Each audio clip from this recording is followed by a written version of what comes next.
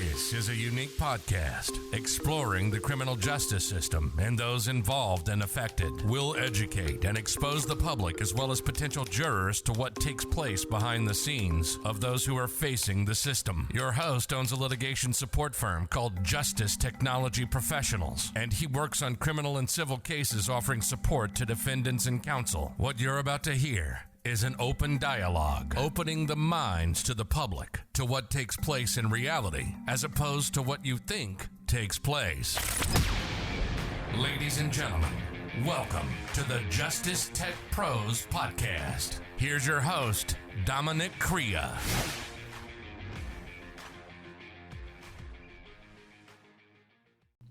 Hello, listeners.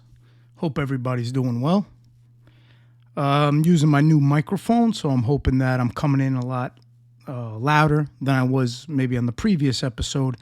I noticed it started just getting really low, and I had a hard time matching up the decibels, and I realized it was just the mic had its run, so I had to upgrade. I posted on the community tab the kind of mic I'm using now, which is a Shure MV7, I believe it is, and so far I'm very happy with it. Any feedback I'd appreciate in the comments if I'm coming through loud and clear. Today I wanted to talk a little bit about it. I've touched on this many times, but never in depth. I always share my position and my opinion on those who platform lying informants. So I wanted to dive into that a little bit because I know I'm going to be getting a lot more contact or feedback, whatever you want to call it, as I start posting more and more clips from those who do platform the lying informants. And the purpose of that is I want to just show a lot of those who platform an informant. They try to always say, "Oh, you know, I'm fair, I'm unbalanced. Everyone could have an opportunity to come on and refute what they're saying." Now, that all sounds really good in theory, and it sounds politically correct, and it sounds like, you know, oh, well, he's giving everybody a chance. But you have to look at the reality of it. Now, the reality of the statement is it's just not true. You'll notice a lot of these podcasters, especially on the smaller channels, not so much the large channels where they interview different people, but on the smaller channels, they're not just there to interview. If you watch the dynamic and you notice the relationship, it's a lot more than just a podcast host and a guest relationship. A lot of these smaller channels befriend these informants. They team up with them. They do partnerships where they're on repeatedly different segments, different episodes where they'll have the same informant on back to back to back. And they always say, oh, well, I'll have somebody else from the other side to come on and refute or to make anything clear. Again, that sounds great, but the reality of the situation is a lot of the people these informants are talking about are from their former lives. It may be a defendant, it may be defendant's family, it may be somebody in their life, an ex or a family member that they're insulting and they're abusing. And people are not comfortable coming online on a public space and airing out their personal gripes.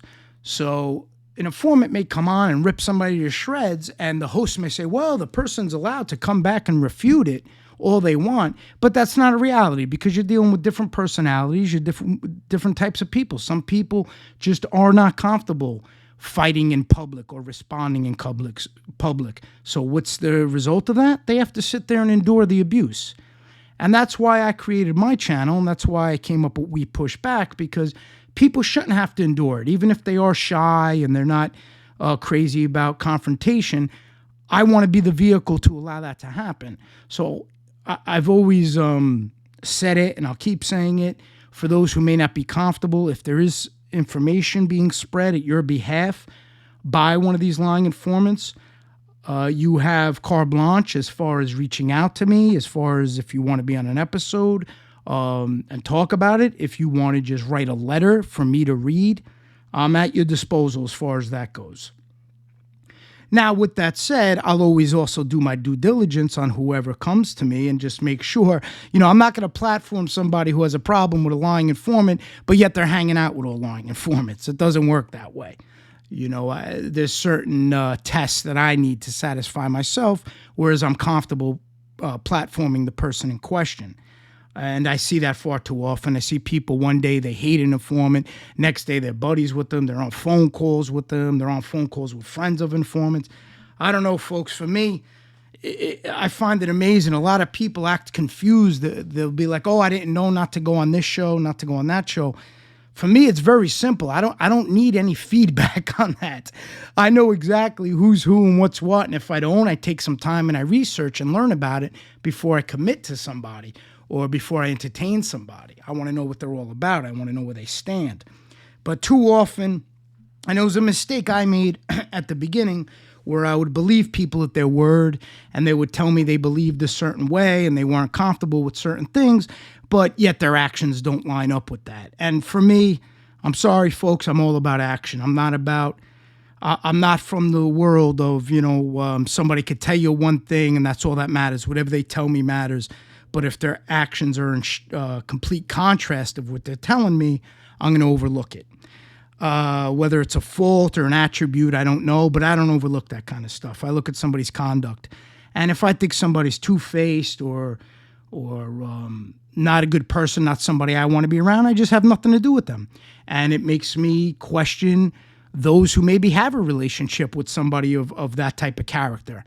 It's just not for me. And it's nothing against the person. We all have all different meters on what's acceptable and what's not. But I'm just the type, if I see it, I just really want nothing to do with it. I'm not going to try to convince anybody somebody's bad or try to have them hear my argument. I just don't care. Things are clear as day to me.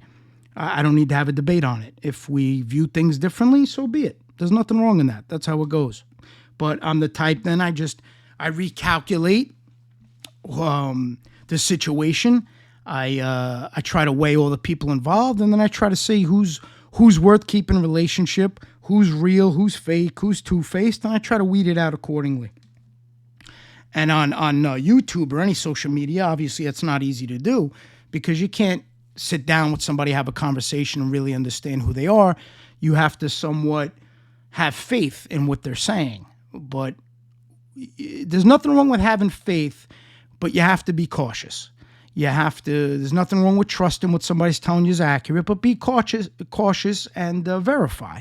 Trust and verify. That's my philosophy. I will trust you, but I need to verify certain things. And so that I really want to touch onto the whole platforming thing because I know it's going to create a lot of waves. I've already saw it did create some waves with the first clip I posted with an informant and a podcast who platforms all these different informants. That's pretty much what they're known for. They just have a lot of shows dedicated to informants. So I knew I'd get some people not too crazy about that. But here's the bottom line. I really don't care. I don't care who likes it, who don't like it. I'm posting things that were made public. I'm posting clips of segments of channels who platform informants, and I want the public to see how the co-host or how the host sits idle and allows different informants to use their platform to do nothing more than lie, slander, abuse, insult, and threaten. That's all they're using it for. And I just find that amazing that hosts don't jump in once in a while and say, hey, that's a personal issue. That's really not something we should be discussing. Let's talk about X, Y, and Z. They never stop them. They always want to hear the dirt. The clip I posted, for an example, was an informant talking about his ex and talking about her in not so nice way. And trust me, that was tame. I didn't release certain parts because I try to be sensitive to those affected. And I try to keep out certain parts that maybe be cut a little deeper than other parts. So I think it's important to see the behavior and the conduct of those who platform the informants and really watch what they're about. They could tell you that they're fair and impartial. That all sounds great, but watch their actions. You can't be that fair and impartial when you're hanging out with your guests, when you're going on trips with your guests, when you're inviting your guests to your home. To me, that's much more than professional. That's where you cross the line to personal. And that's fine. It is what it is. But don't paint it under the guise that you're fair and impartial, because that's not accurate at all. That's not accurate at all. That you're obviously forming relationship with your guests, and you're entitled to it. But don't pass it off as something that it isn't. What that means is when you're bonding with the guests and you're forming a friendship, you're giving them right of refusal to really use your platform in any way they see or deem fit, regardless of who's impacted by that. So I'm going to be focusing, and you know, people will tell me, well, Dom, why do you blame the platform or why do you blame the host? And I understand that argument. I'm not ignorant to it. I get it. People are trying to say, well, they're just a host. They're just doing their show. And listen, because of maybe my experiences, I'm just always going to look at that differently. That's just life, and I recognize that. But I do try to see the forest through the trees, and I do try to give the benefit of the doubt and understand the interview. For example, when Barbara Walters interviewed Sammy Guevara, these big time interviews, they're not building relationships. They have them on there, they're talking about stories, and they move on to the next guest. Do I agree with that? No. For me, in an ideal world, these informants wouldn't get any airtime on any level. But that's not the real world, so it is what it is. You got to make the best of it. And that's kind of what I did. Is I saw these informants on all these different platforms, and I wanted to figure out a way how to help people by their words. And that's what my office has been doing. And we've been successful in a lot of ways with a lot of different defense teams who I've never met before have been reaching out to me for a lot of my material to help their clients, some in upcoming cases, some in appeals, things of that nature. And that's what I always try to do. I did an episode, Lemons into Lemonade. It's like the same type of concept. You get hit with something that you're not crazy about. How can you use that to your advantage, or how can you use that in a positive way? And that's why, in my opinion, We Push Back is so important. I'm using examples. I'm using citations. Now I'm doing courts in session on JTP channel where I'm having transcripts read to really highlight the purpose and the focus of my podcast and the material I want to get out. And all of those things come together to give the public a better understanding of what goes on and who these lying informants truly are at their core. And as I always say, I don't force people to think my way. I don't tell people don't watch informants. I actually want the opposite. I want people to watch everything. Watch my show, watch the informant show, then draw your conclusion. I'm appealing to the public. The public, I don't know. Obviously, you don't know when you're on a network such as this or a format such as this. You don't know who you're reaching, and you don't know what their philosophy is and their ideology. So I try to just lay out all the facts, give my opinion on it, put my spin on things, and then I recommend for the listeners to go and listen to other podcasts of a similar nature. If I'm talking about a specific informant, go listen to that informant, then draw the conclusion for yourself. And I've had so many emails and comments and even phone calls that my staff has fielded, whereas people tell me that they started off one way, where they believed everything out of the informant, they wanted to deal with the informants, they were good people, whatever it may be. And as time went on and they digested the material, they absorbed my content. Now they have a little bit of a different opinion on the subject, and that's the goal, just to show all the facts so people could make an educated decision and not a one-sided decision because they're only hearing one perspective of the argument. It's vital to get them as many perspectives and as much information as you can so then they could make a more rational determination and not a knee-jerk reaction. And what I find funny with a lot of these content creators who do platform informants is they have no self-awareness. And let me explore that a bit. A lot of these content creators, if you look at their episodes where they are, where they have an episode with an informant on, they'll use other people's images in their thumbnails. They'll use somebody's father, somebody's uncle, somebody's brother, and they'll put that in the thumbnail. They'll put that up. And I notice a lot of these podcasters, they're always concerned if you pull a clip from their channel. They're always concerned, did you get my permission to pull that clip? You need my permission to use that clip. Well, I'll tell you what, are you getting permission from the defendants to use their image in your thumbnail? Are you getting permission from the family members to discuss that defendant? Are you getting permission from the people that may be the topic of interest on the podcast that are getting abused, insulted, and threatened? Are you getting all of that permission before you're worried about somebody grabbing a clip that you publicly aired on different formats, platforms, thousands of people viewed it, and if somebody's using a clip to highlight that, you want to then be concerned that somebody's using your clip without permission? Well, you should have thought about all those things before you decided to do what you do. That's how I look at it.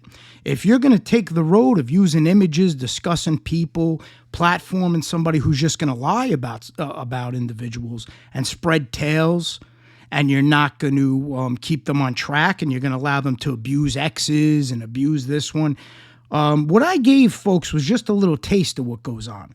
I have thousands, and no exaggeration, thousands of episodes from all different informants and all those who platform them. And there's a lot of clips where these hosts are right in the mix getting involved. And that's why, if I get a copyright strike or I get something based on that, I actually look forward to fighting that, because people think, fair use, and they think they could define it. They don't understand. Fair use has nothing to do with YouTube. Fair use is a legal term, and it's on a case-by-case basis. And what I like about that is that means you have the opportunity to argue your case. And that would be one of the first things I would do, is I would show how these content creators who are claiming their materials being used, I would show the topics that they're including in their podcast. I would show how they're talking about people, how they're showing images of people, how they're putting people's names in the titles, how they're hashtagging people. That's what I would show to as part of my defense on that issue. So again, for me, I don't look at it as a negative thing. If I'm challenged to prove that my content is fair use, I welcome that challenge. It is what it is. You can't come on YouTube and expect not to get people in opposition to what you're putting out. So I was fully aware of that from day one. And when the day comes, I'll be fully prepared to give my argument and give my basis. But I do find it quite ironic and quite hypocritical that if some of their material is used, they get very concerned that they own the material. Okay, that's great. You own it. Well, the defendants you're talking about, they own their image. The people you're talking about, they own their reputation. And they don't want strangers that they don't know or that they may have known trying to destroy that. I had a gentleman on, Bill Fenton. He was a business associate of lying informant John Panisi. He had a lot to say. John has been slandering him and his business. You can't just do those things without expecting some kind of repercussion. And that, honestly, in my opinion, they all got very comfortable without any kind of pushback for far too long. They've been running, all these lying informants been running on every platform, talking, and nobody really did anything. They did it on a small scale with one or two informants that may have affected them personally or that they don't like, but nobody went on a full-scale approach where any informant telling lies is going to be the subject of an episode or of a document on wepushback.com. This is all-inclusive. All-inclusive. It's all about getting the information and putting it out there. And that's why I wanted to roll out the Courts in Session segment, because I could do a lot with that, and I'm going to do a lot with that. Right now, the next project I have in the queue is the cross-examination of informant Anthony Zaccolillo by defense attorney Anthony DiPietro. And Anthony DiPietro did a phenomenal job cross-examining that informant, so well, in fact, that the jury dismissed that charge. They found the defendant not guilty. So we're going to get into that. I'm going to play that next. But my point is, those are the types of things I want to explore. I want to get transcripts from older cases with some of these informants that are on here, where they were cross-examined and a lot of their lies were surfaced and exposed. I want to go really down that route of putting the listener in the courtroom, understanding what took place in the court, so then they can have a feeling of what plays out and how things transpire. And little by little, I believe those projects are going to add engagement and a level of interactiveness on the podcast. And as always, it'll be available on all the different platforms. Justice Tech Pros Podcast is not just on YouTube. You just search Justice Tech Pros Podcast, and you can find it on a million different platforms. Google Podcasts, Amazon, Pandora, iHeartRadio. I could go on and on. And that's the power of having a podcast. You could put your word out there to counteract whatever it is that you feel necessary. And in my position, my material focuses on helping jurors build a better education base as far as how trial works and things to be aware of, as well as the arm or the extension of We Push Back, which focuses more narrowly just on the lying informant aspect. But they both roll into one another to create a bigger picture and allow the viewer and the listener to understand all elements involved, not just one or two segments that maybe certain lying informants want you to hear, or certain podcast hosts want you to hear. That's why, again, I can't say it enough, it's vital that those listening not only listen to me, but they listen to maybe those I'm talking about or different podcasts and the Lying Informant podcast if I focus on one. It's just important to get a full picture of what's going on and understand all different ideologies and philosophies on the topic. This way, you as an individual could draw your own conclusion. And your conclusion will be based on material and information, not just on gut feeling or initial interpretation. That's what's very important to me, and that's what I'm going to continue to focus on, bringing to the public things that they're not aware of. And that's the best feedback I always get. I'll get commenters who will tell me, Dominick, I wasn't aware of these things. Thank you for bringing this to my attention. That's when I know I'm doing my job. And it's not about the amount of views. It's not about the amount of subs. It's not about that. It's about hitting it as many different platforms as I can. And by getting the word out to as many people as I can. If I could just change a few people's mind, or if I could just and not change their mind based on me forcing my opinion on them. I want them to change their own mind. And I'll feel satisfaction that because of the information, they started to see the bigger picture and they grasped the concept. They understand. For the idiots out there and the morons, they'll say I'm on here defending bad guys or things of that stupid nature.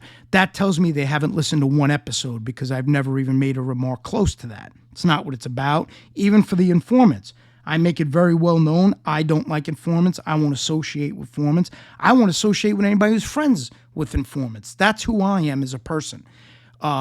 Things like that don't make sense to me. If you don't like informants, it doesn't make sense to me that you're going to be hanging out with people who do. I just can't relate to that. Am I right? I don't know. I don't know if I'm right or wrong. I just personally can't relate to that. So that's how I navigate things. That's how I go about it. Now, just because that's my philosophy, I don't push that on my listeners.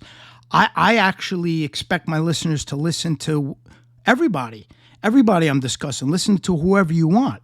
So I don't force my way of thinking. I just let it known because that's just who I am. I don't keep silent about what I believe strongly in.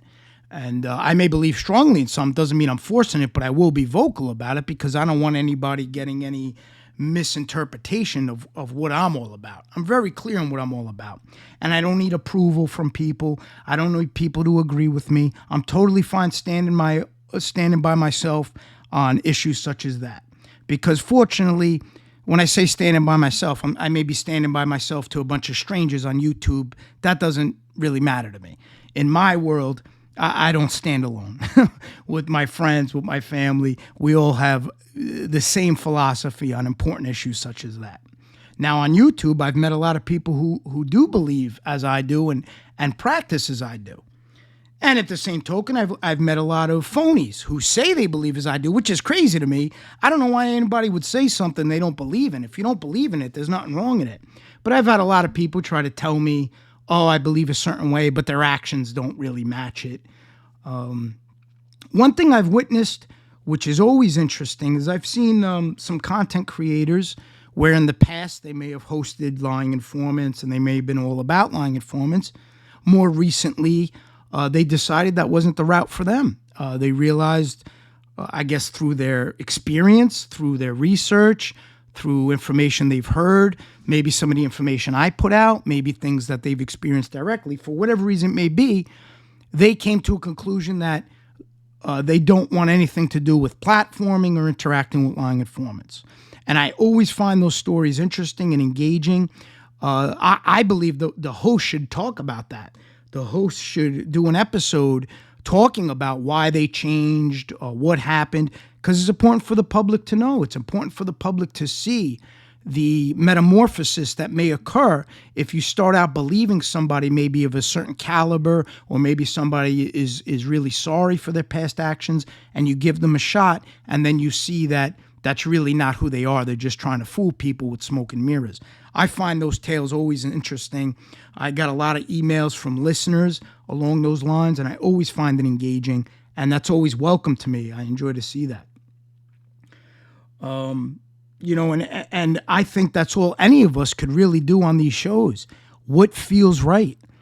I see a lot of people who don't really know who they are. They're doing things, they're saying things. They don't like informants, or they like informants, and then they're going back and forth and back and forth. Sometimes people need time to see who they are, I guess, and to understand how to navigate. For me, I have a hard time relating to that, because just because you're on YouTube, it should not change your inner beliefs.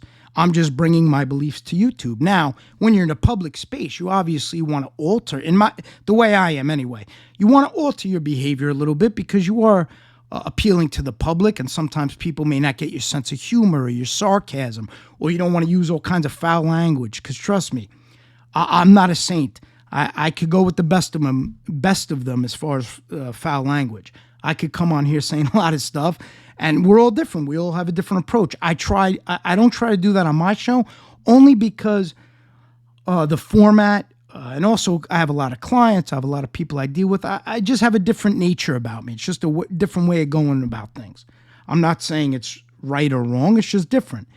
Some people are more passionate, and that's, to me, I find it entertaining. I like the different styles. We're not all robots. So you may come to my channel and you see one approach where it's more streamlined. You may go to another channel and you may see a more approach that's more vocal. For me, that's what makes YouTube engaging and interesting. All different people, all different lifestyles, all different approaches. That's what keeps it interesting. Now, after the change up of We Push Back, where there's no longer members, it has nothing to do with members, it's just about the information on the site, it was also a good opportunity for myself to really see who believed in it and who didn't. I've seen a lot of people who maybe prior, when they were part of it, talking about We Push Back, promoting it, following through on their beliefs by exhibiting behavior that falls in line with said beliefs. And then once I changed things around, a lot of that died for a lot of people. And I get it. Listen, I get it. People aren't always going to be as passionate as I am about certain things, and rightfully so. I'm in a different position. I have something else driving me that others don't. So my passion is always pretty much at the same intensity level. And I recognize that others just may not feel that way. They may agree with the philosophy, but that's really not what their focus is. So I think by switching things around, it was the right move in many different facets. Especially, it allows creators to kind of just do what they want and to really see what their focus is and to really see what's important to them. And some content creators stayed the course. Some content creators have the passion that I have, and they want to keep focusing on the lying informants and exposing them, and that's great. And there's even content creators that had nothing to do with We Push Back. I told you that was the advantage of just making it an informational hub. There may be channels that I have no idea about that I may come across that fall in line with the message I want to get out there, and they'll be included on the website. So it allowed me freedom to make certain moves that would push We Push Back in a better direction, in a direction that's more in unison with the message, as opposed to the message being one thing, but yet some of the actions don't correlate. And I believe by changing things around, I was able to put it in a better position overall. And for the things I have mapped out, for the things I have planned, I know it was the right choice. And a lot of it has to do with also, I'm going to say certain things, and I may believe in certain things that a lot of people don't believe in. And so it worked the other way too. I didn't want anybody feeling obligated that things I say may be reflection on them. Like, I have a strong line with who I deal with, who I want to engage with, and who I don't. So I didn't want anybody feeling, well, because I don't like somebody, they may be a little hesitant in interacting and engaging. I don't want anybody to feel that way. Everybody's here to do as they wish. Everybody's here to be comfortable. So this is the best way to accomplish that. Everybody could do what they want. And, I even recommended for certain channels that were going through different issues where they're getting attacked day in, day out by people who aren't lying informants, just nasty content creators. I recommended the hashtag enough is enough, and I see a lot of people are going with that now.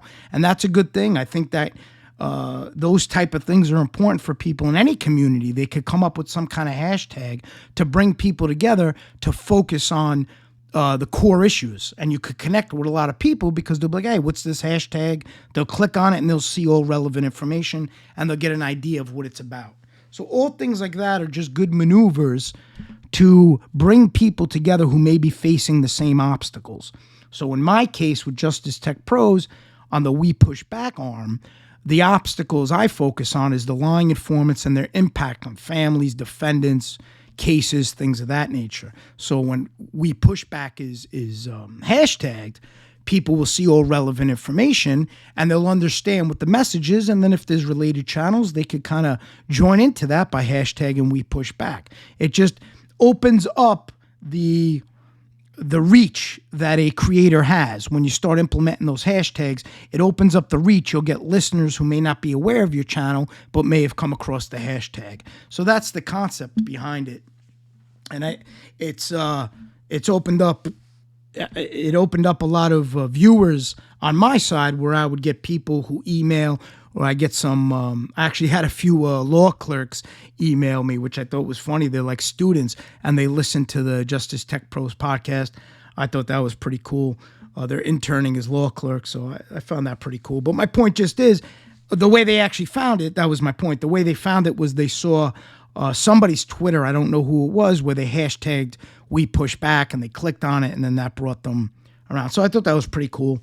And that just told me that the hashtags is a good way of expanding one's reach.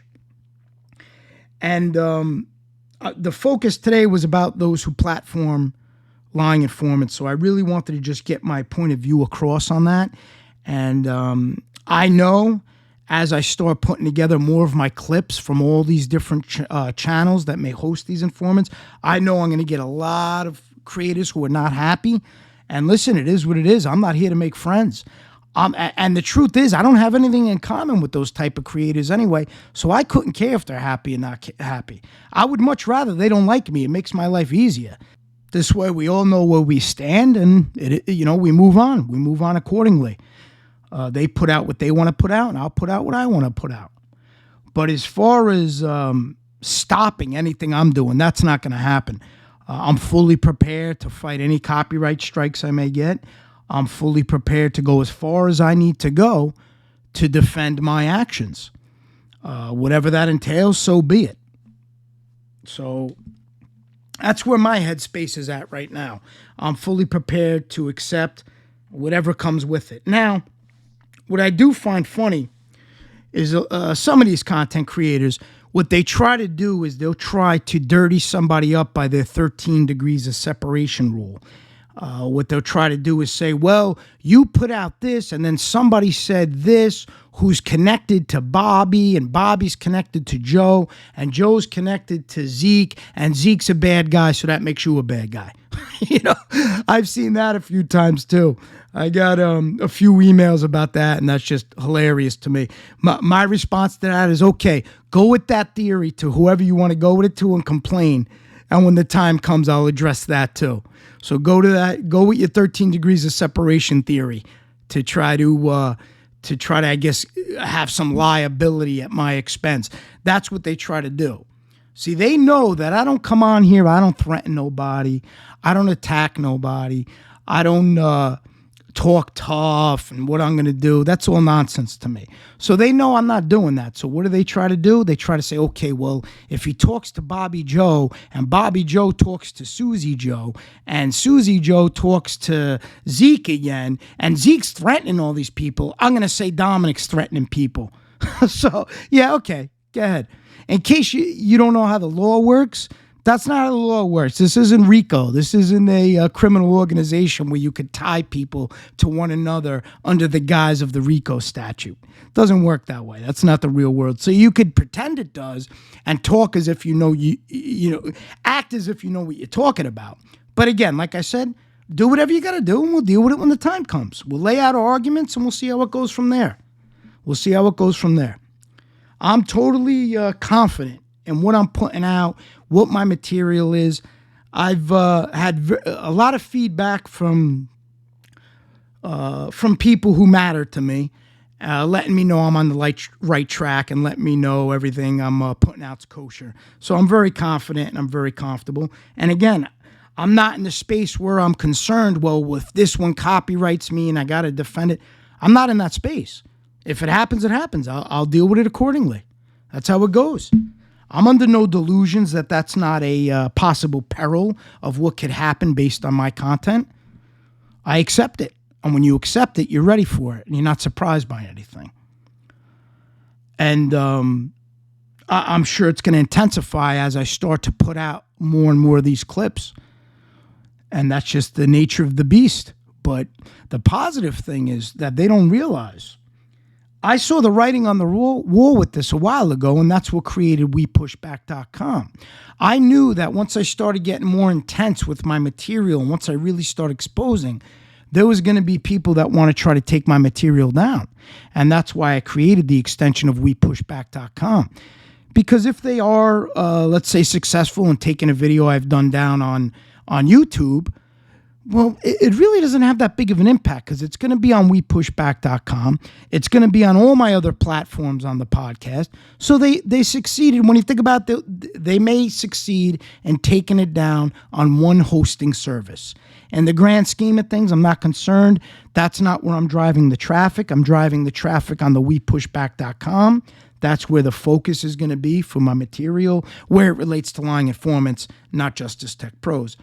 But I'll have segments of Justice Tech Pros on the We Push Back channel, so we'll all intermingle and people will be able to find my material no matter where I put it. And that's my one of my basis of strategy, flooding different areas, flooding Google results, flooding analytics, flooding search terms so that my material does come up. And that takes time. You got to play around with different keywords. You got to play around with different things, but it's happening. I see the traffic increasing.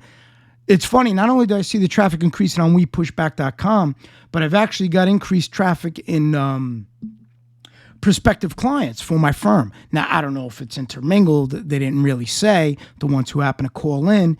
They just found us on Google search or whatever. But it all has to do with the analytics and making some noise and bringing your skills or whatever you're bringing to the table to the attention of the public.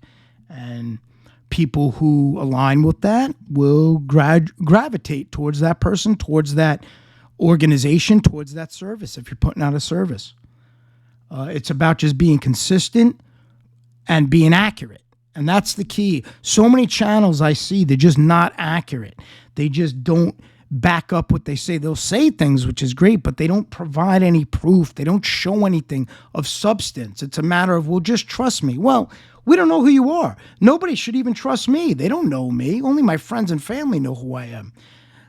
People don't know me. I have to prove myself. I have to show my material. I have to put out my content. And there may be people who listen. I'm sure I have a lot of people who've listened, heard everything, and they still don't agree with me. They still don't like my style. They still don't like what I'm covering. And that's fine, but I do give them credit for at least listening to it. I've had so many people, especially on YouTube, where they say things I've never said. Or they say, a while ago, I had that lying informant, Jimmy Calandra, saying I threatened his kids. Never happened. Nothing exists. Out and out lie. Blatant, complete lie.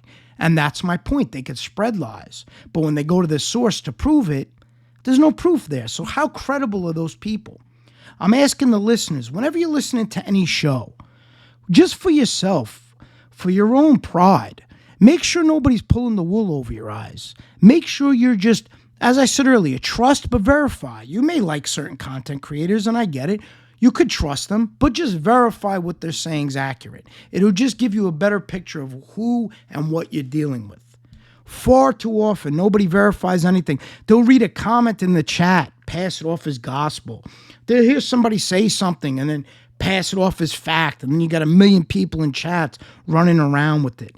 To me, that's all white noise. I don't believe anything until I hear it for myself. I see it for myself, especially if it's something important or something that could damage somebody's reputation or something that's vital. You want to just verify those things before you stake your reputation on it.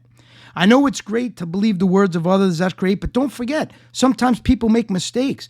They may tell you something believing that it's 100% accurate because that's what they concluded.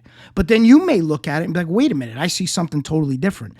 So that's why, for me, it's not a matter of trusting people in this. It's just a matter of different interpretations. And they may have a different level of percentage before they conclude something's accurate than I do. They may be like, okay, it's 95%, so I believe it. Whereas I may say, no, I need it 100%. You understand what I'm saying? Like, we all have different guides and gauges that we use. That's why it's always good to verify for yourself and to understand things for yourself. Don't have anybody tell you what something is and things like that. And I tell you one thing that this taught me. I'm glad that I had the foresight to understand what goes on with a lot of these content creators. And that's why I was very selective on who I'd engage with, who I'd interact with, because, man, there is so many two-faced people. People that one day they're your friend, the next day they're ripping you apart. One day they're having phone calls with all kinds of degenerates, and they're telling you, no, they're okay, or, I'm just trying to talk to them. To me, that's crazy. For me to have a phone call, I've had a few phone calls with people I wasn't crazy about. But I'll tell you the truth, and this isn't being tough, or this isn't it at all. I'm just the type, if I'm going to call you, I'm calling you to meet. It's not to do anything, just to meet. We'll have a cup of coffee and we'll discuss what's got you so banged up. Then I'll make the phone call. But I'm not calling people to placate them, to tell them if they're good, bad. If I'm talking to them, I'm going to let them all know how I really feel. And I've done that a couple of times where I've invited people to my office. They had a lot of nasty things to say. Nobody's yet to show up. It's pretty funny. Nobody's yet to show up. So I understand making a phone call for that purpose, to confront something, to handle it, which feels right inside. Because as men, everybody has different levels. For me, I don't get any satisfaction just coming on YouTube and blasting and fighting. That does nothing for me. It just doesn't. For me, if something upsets me, I want to confront the person face to face. I want to have a discussion face to face. And either we settle it out or we don't. We move on, whatever it may be. But I'm not into the back and forth. Now, with that said, there's a caveat to that. And I've said it a million times. A lot of these lying informants and their friends, they want the confrontation. They want to entice people. And if people would listen to me from 3 years ago when I said this on my podcast, that this is the things they were doing, a lot of trouble would be avoided. But a lot of people had to find out on their own, and now they're starting to get it all. They're trying to set people up. I've said it 3 years ago. But that's what they're trying to do. So you have to be conscious of that as well. You may have the intentions of just going to meet somebody to have a discussion, but they're going to twist it and say, oh, you're going there to harm them, you're going there for whatever. So be very mindful of that. That's why I don't recommend meeting these people, interacting. The best way to deal with them is not deal with them. Just do your show. I don't go on any other shows that I don't like and abuse them or insult them. I don't care what they do. I don't go to the informants channels and leave comments. I don't care what they do. It's irrelevant. I download all their information to help people and I house it at my office. I couldn't care what they do. I look at it to see where we can help people, not to fight, go back and forth, leave comments, because I know their intentions. If I leave a comment, that's going to be the biggest thing in the world. They'll say I'm stalking them. Now, with that said, which I find very, very funny, I had to block a lot of informants leaving comments on my channel. So now, that's just not my demeanor. I'm not going to be like, oh, they're stalking me, they're harassing me. But if I did it, that'd be a big problem. And that's what dictates a lot of my behavior as well. I'm able to foresee what their angle is. I've seen it play out too many times where they change somebody's intentions. So I have to be very strategic in my choice of words, language, and my actions. And I try to be very transparent so people can't manipulate, can't misinterpret, and can't change my intentions for their own purpose to either jam me up or whatever it may be. And for other reasons, I have more of a microscope on my behavior and my words than others in the space. That's just a fact, folks. And I know that firsthand, but that's just a fact. So I'm very conscious of that. And I travel accordingly.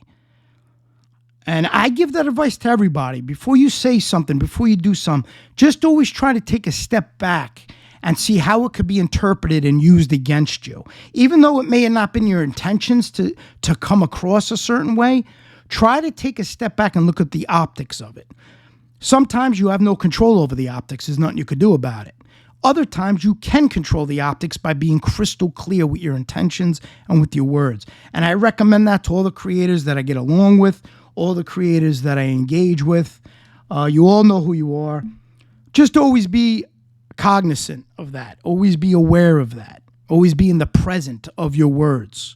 Choose them carefully, choose them wisely when you're in a public space. Remember, you're not just sitting at your home talking with your friends where nobody's going to pick apart your words. Nobody's going to accuse you of some. You're relaxed when you're with your friends and family. That's not the case here. We're on a public platform.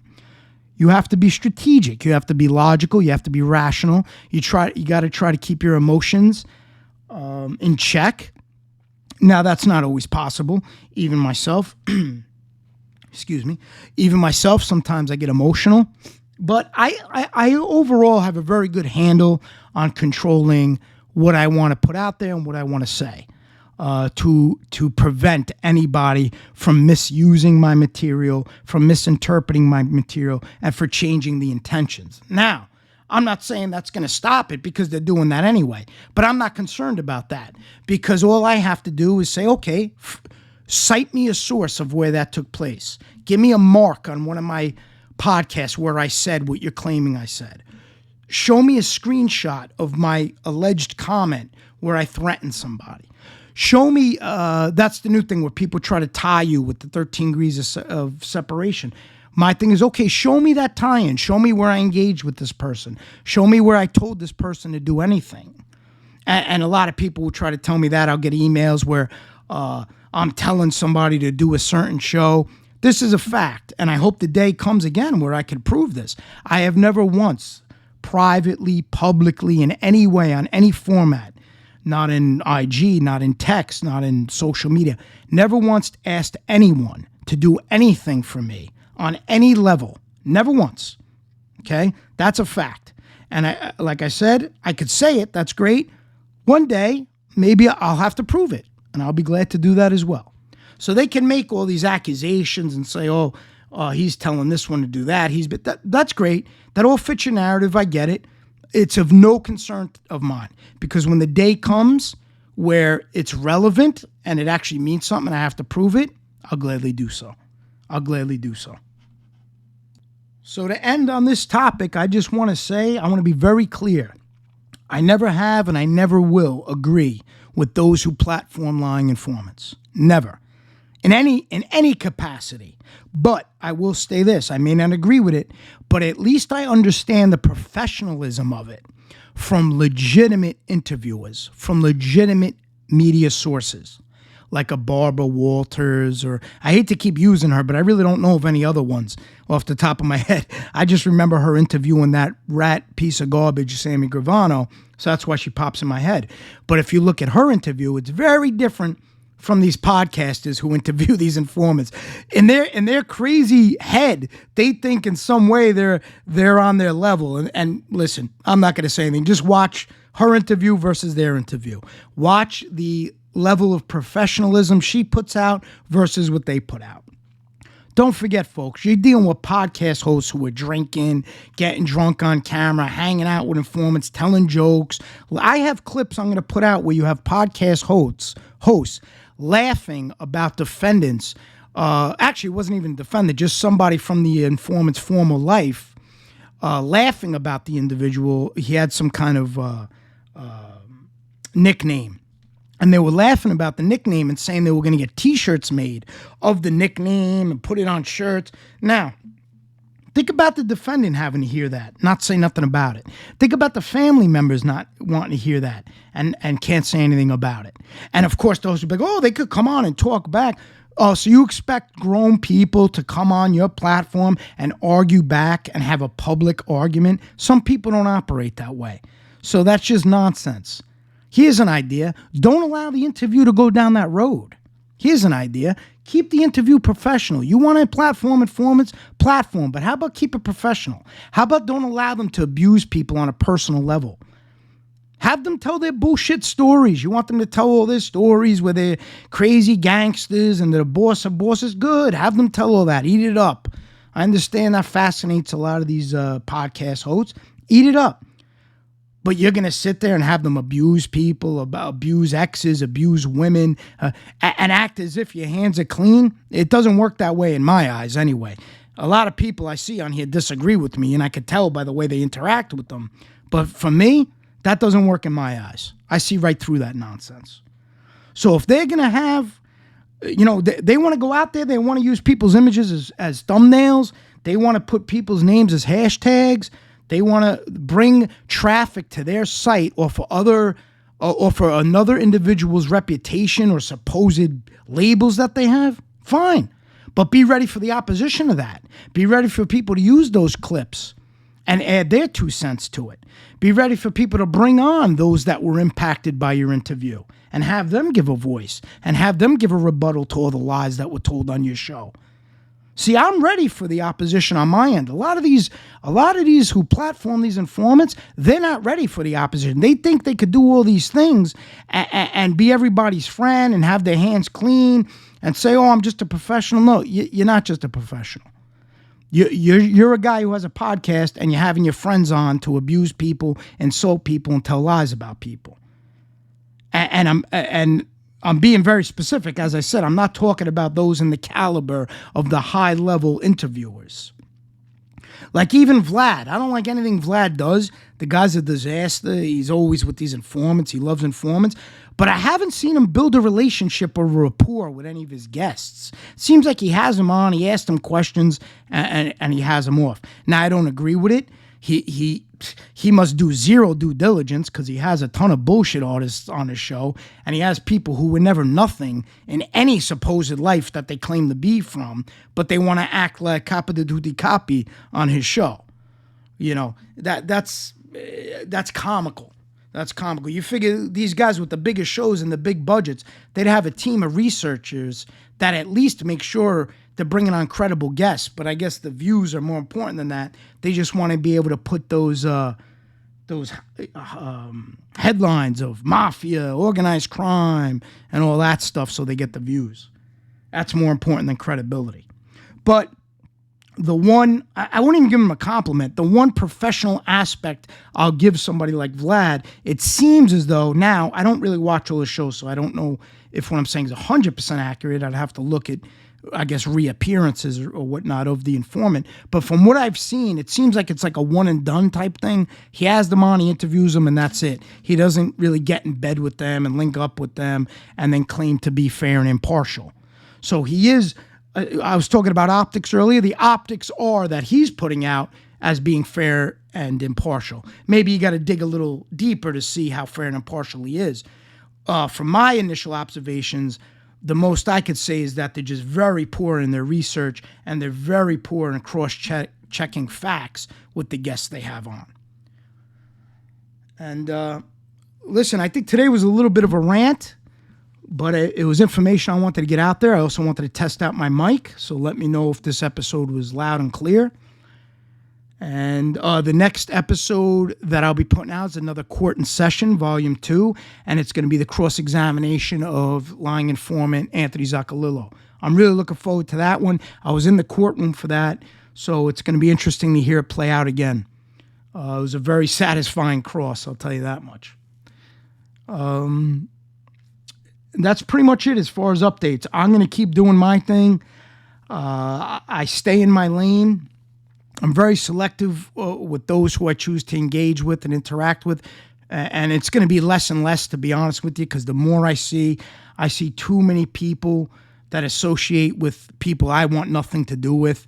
So again, I don't put that on anybody. I just remove myself from those equations when I see that going on, because that's nobody's responsibility to worry about who I like and don't like. So I take that upon myself and I just remove myself. Sometimes it's just that. It's not for me. This person isn't somebody I want anything to do with. And one thing I will say is a few of us are still going strong, bringing attention to the lying informants. Of course, Mob Rat's exposed. He always stays the course. 𝐄𝐩𝐢𝐬𝐬𝐬𝐬, he's going to be doing a history, which it's very similar to something I'm working on, but I like what Kane's doing. He's going much deeper and further back. He's just showing the history of the lying informants' appearances on any kind of media, on news channels, on Howard Stern show. I think that's going to be very interesting to watch. Mob Rats 1 and Mob Rats 2.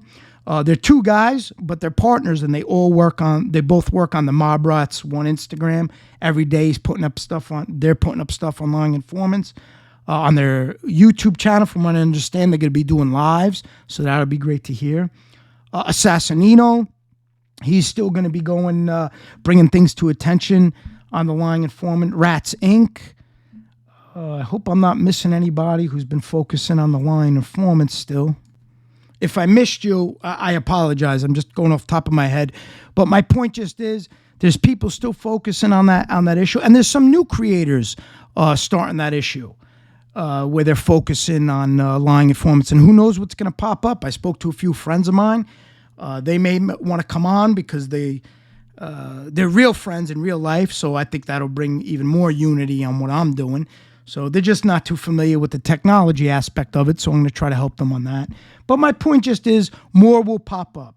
I know a lot more informants are popping up with their podcasts, and for me, I welcome that. I told you, folks, I don't want to stop the informants from talking. That's not my goal. My goal is to get their information, get their words, get what they put out there, whatever false information. Man, I got tongue-tied. Whatever false information, get that, use it to help defendants, to help family in any way you can. So the more that come out, if people are using the material properly and listening to it properly, it's going to be a good thing in the overall. It'll be a good thing for appeals, good thing for future trials and whatnot. So, and hopefully people get inspired, and those who have similar beliefs as I do, and those who are still behind We Push Back and still follow it, maybe more will come out with channels talking about their point of view on it and exposing what they feel is necessary to expose. So We Push Back is here to stay. It's not going anywhere. My podcast is here to stay. It's not going anywhere till the day comes where I'm just bored. That's all it's going to boil down to, if I'm just done doing it. And I feel like I put out everything I could put out. But I'm not there yet. Still got a lot more to do. So that's it, folks. Till next time. You've been listening to the Justice Tech Pros podcast with Dominick Crea, one of the most unique podcasts on the internet, discussing the obstacles the defense team faces when trying a case, what goes on behind the scenes during pretrial and motion phase, holding defense attorneys accountable, making sure they're fighting for their clients, the difference between textbook law and how things truly play out in a courtroom, and everything in between. We hope you've gotten some useful and practical information from this show, and we'll be back soon. Until then, find us on Twitter, Facebook, and Instagram at Justice Tech Pros. To email the show with questions and comments, it's podcast@justicetechpros.com. Till next time, this is Justice Tech Pros Podcast and Dominick Crea signing off.